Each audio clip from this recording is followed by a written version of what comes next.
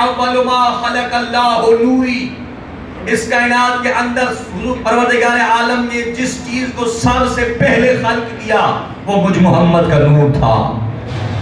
حضور کا نور صرف اکیلے تھا؟ نہیں، آپ کی معروف مشہور حدیث ہے انا وعلی من نور واحد، میں اور علی ایک ہی نور سے ہیں، یعنی کیا جب سے میں ہوں تب سے علی ہیں۔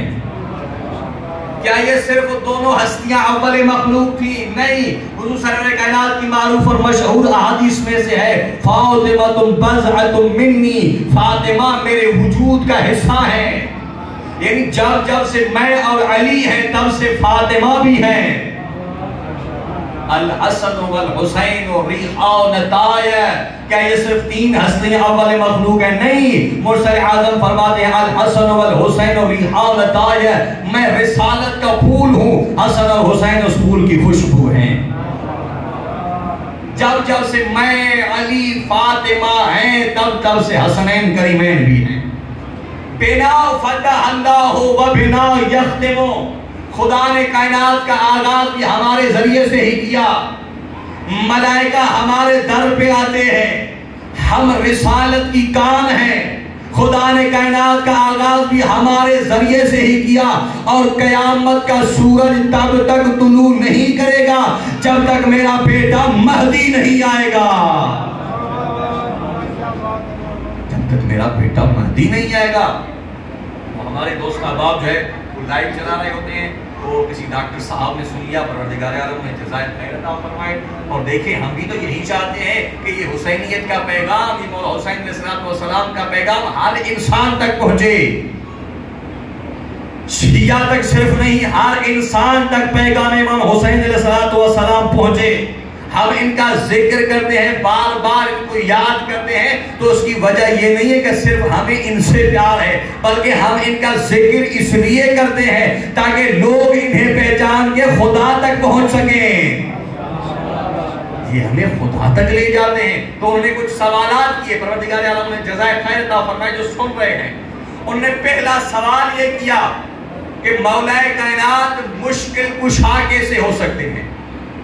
سوال اپنی جگہ، مشکل کشا یعنی علی علیہ السلام کسی کی مشکل کو کیسے حل کر سکتے ہیں؟ آئیے قرآن کریم کی آیات کی جانب چلتے ہیں۔ وَيَقُولُ الَّذِينَ كَفَرُوا لَسْتَ مُرْسَلًا قُلْ كَفَىٰ بِاللَّهِ شَهِيدًا بَيْنِي وَبَيْنَكُمْ وَمَنْ عِندَهُ عِلْمُ الْكِتَابِ۔ تفسیر کے ساتھ میں نے اس آیت پہ گفتگو کر لی ہے، صرف اشارہ دینا چاہتا ہوں۔ کفار کہتے ہیں کہ اے حبیب آپ رسول نہیں ہیں، کہہ دیجئے کہ آپ کی رسالت کی گواہی کے لیے ایک میں اللہ کافی ہوں، دوسرا وہ کافی ہے جس کے پاس کل کتاب کا علم ہے۔ پوری دنیا کو چیلنج ہے، کوئی ایسا بندہ، کوئی ایسا عالم ڈھونڈ کے لائے جس کے پاس کل کتاب کا علم ہو، اگر نہیں ملتا تو ہم دنیا کو بتا دیتے ہیں۔ علی خود فرماتے ہیں واللہ لو سنیت لی الوسادۃ لجلست علیہا لحکمت بین اہل التوراۃ بتوراتہم وبین اہل الانجیل بانجیلہم وبین اہل الزبور بزبورہم وبین اہل الفرقان بفرقانہم۔ علی امام فرماتے ہیں اگر میرے لیے مسند علم بچھایا جائے، میں تورات والوں کے مسئلے تورات سے حل کروں گا، انجیل والوں کے مسئلے انجیل سے حل کروں گا، زبور والوں کے مسئلے زبور سے حل کروں گا، قرآن والوں کے مسئلے قرآن سے حل کروں گا۔ اگر کوئی مانے تو ٹھیک، اگر کوئی نہ مانے، یہ کتاب خود گواہی دے کے کہیں گی علی جو کہہ رہا ہے سچ کہہ رہا ہے۔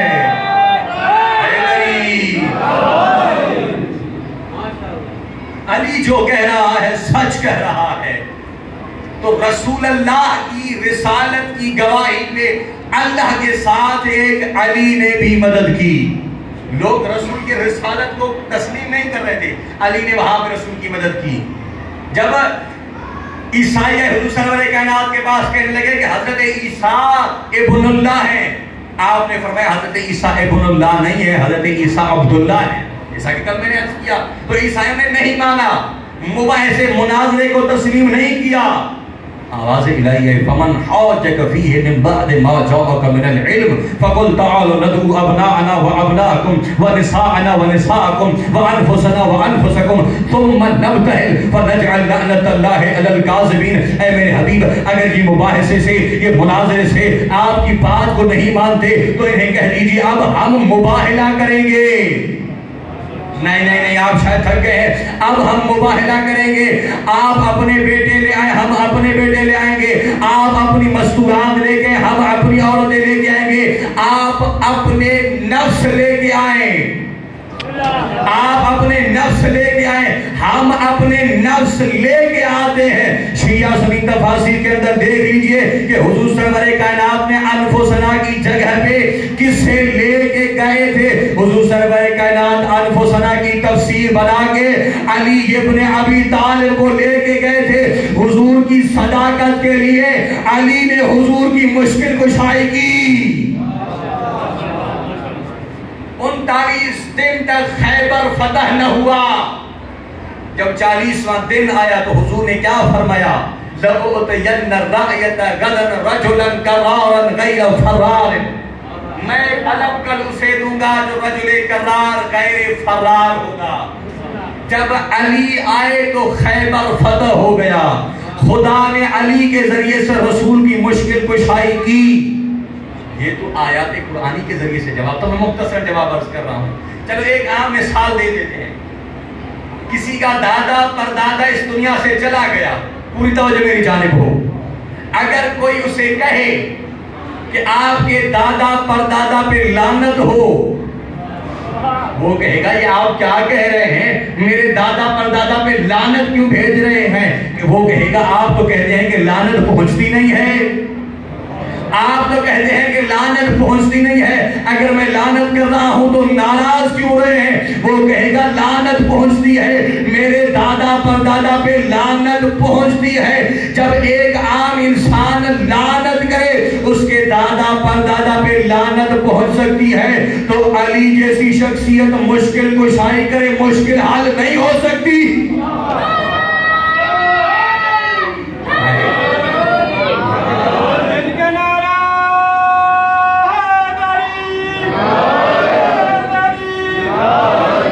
ان کا دوسرا سوال یہ تھا کہ یہ کہاں پہ لکھا ہوا ہے کہ 3 دن سے زیادہ غم منائیں؟ سوال کو سمجھیے گا، یہ کہاں لکھا ہوا ہے کہ 3 دن سے زیادہ غم منائیں؟ ہمارا ان سے سوال ہے، یہ کہاں لکھا ہوا ہے کہ 3 دن سے زیادہ غم نہ منائیں؟ کہاں لکھا ہوا ہے کہ 3 دن سے زیادہ غم نہ منائیں؟ اگر کوئی چیز ثابت نہ ہو رہی ہو تو علم اصول کا قاعدہ ہے، اگر کسی چیز کے حلال اور حرام میں شک ہو رہا ہو تو وہاں پہ اصل حلیت جاری کی جاتی ہے کہ پتہ نہ چل رہا ہو کہ یہ چیز حلال ہے یا حرام ہے۔ اگر کوئی روایت، کوئی آیت، کوئی حدیث نہ مل رہی ہو تو علم اصول کے مطابق وہاں پہ اصل حلیت جاری کیا جاتا ہے، یعنی یہ کام کرنا حلال ہے۔ پہلی بات یہ۔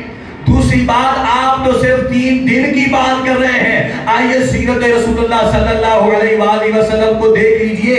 جس سال مونس و غمخوار ملیکۃ العرب ام المؤمنین بی بی خدیجہ الکبریٰ سلام اللہ علیہا اور محسن اسلام حضرت ابو طالب کی رحلت ہوئی تھی، حضور سرور کائنات نے 1 دن نہیں، 2 دن نہیں، 3 دن نہیں، بلکہ پورے سال کو آمل و حزن غم کا سال قرار دیا تھا۔ آپ تو صرف 3 دن کی بات کر رہے ہیں، وہاں پہ حضور سرور کائنات پورے سال کو آمل و حزن قرار دے رہے ہیں۔ 3 دن تو کوئی بات ہی نہیں ہے۔ ان کا تیسرا سوال یہ تھا کہ نظر اور نیاز کی اہمیت کیا ہے؟ دیکھیں یہ 2 لفظ ہیں، نظر الگ لفظ ہے، نیاز الگ لفظ ہے۔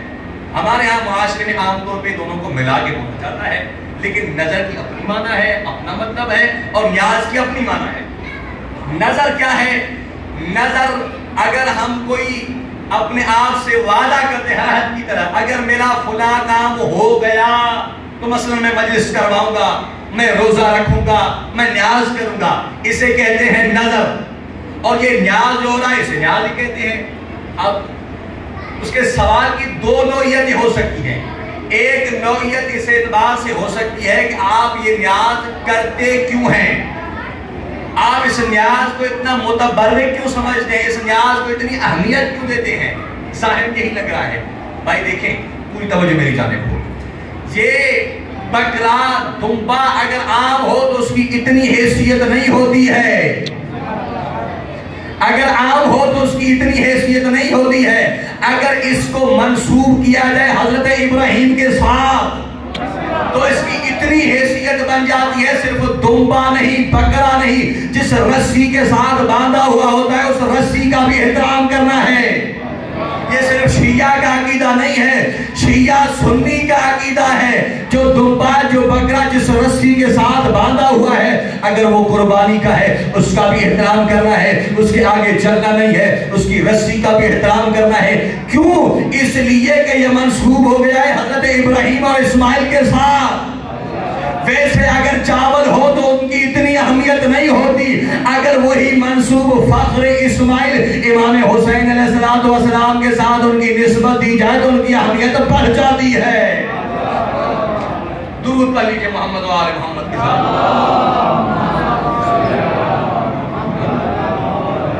امام حسین علیہ السلام نے کیا فرمایا؟ یہ جملے معترضات تھے، آگے چلتے ہیں. امام نے فرمایا ہم اہل بیت نبوت ہیں، معدن الرسالت ہے، محط الرحمت ہے. خدا نے کائنات کا آغاز بھی ہمارے ذریعے سے کیا، کائنات کا اختتام بھی ہمارے ذریعے سے ہی ہوگا. وَأَمَّا الْيَزِيدُ فَهُوَ رَجُلٌ فَاسِقٌ شَارِبُ الْخَمْرِ مُعْلِنٌ بِالْفِسْقِ قَاتِلُ النَّفْسِ الْمُحْتَرَمَةِ. لیکن جہاں تک یزید کا تعلق ہے وہ شراب پینے والا ہے، وہ گنہگار ہے، فاسق ہے. فاسق کسے کہتے ہیں؟ جو واجبات کو انجام نہ دیتا ہو، جو محرمات کا مرتکب ہو.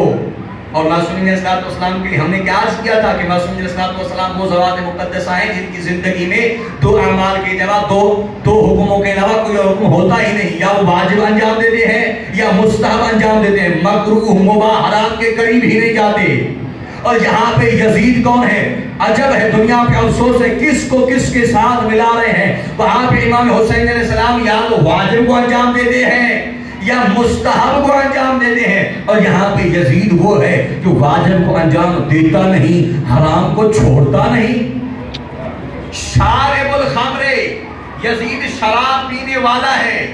معلن بالفسق، گناہ کرنے کے بعد خلم خلا اس گناہ کا اعتراف کرتا ہے. قاتل النفس المحترمہ، نفس محترمہ کا قاتل ہے. پوری توجہ کیجئے گا، نتیجہ دینے جا رہا ہوں. امام نے فرمایا ہم اہل بیت نبوت ہیں، معدن الرسالت ہے، محط الرحمت ہے. خدا نے کائنات کا آغاز ہمارے ذریعے سے کیا، کائنات کا اختتام ہمارے ذریعے سے ہوگا. یزید خلم گناہ کرنے والا ہے، قاتل نفس محترمہ ہے. مثلی لا یبایع مثل، کبھی زہرا کا فرزند یزید جیسے کی بیعت نہیں کر سکتا. سلامت رہے. سیدہ کا فرزند یزید جیسے کی بیعت نہیں کر سکتا. کون یزید؟ کون؟ حسین. جو جنت کا مکی ہو وہ حسین ہے، جو شیطان کا مکی ہو وہ یزید ہے، جو کسی کی بھول ہو وہ یزید ہے، جو فرزند بطول ہو وہ حسین ہے. کہاں ٹکرائے گا حسن سے کوئی بے نسب؟ محسن نقوی صاحب کا شعر ہے، کہاں ٹکرائے گا حسن سے کوئی بے نسب. یہ وجہ ذوالجلال ہے وہ ابلیس کا غضب. حیدر کہاں کوئی فرزند بنت شب، زہرا سے کیا ملے کوئی حمالت الحطب. اور بیعت کی بحث ہی سرے محفل فضول ہے، وہ بے کرے خطا تو یہ ابن رسول ہے.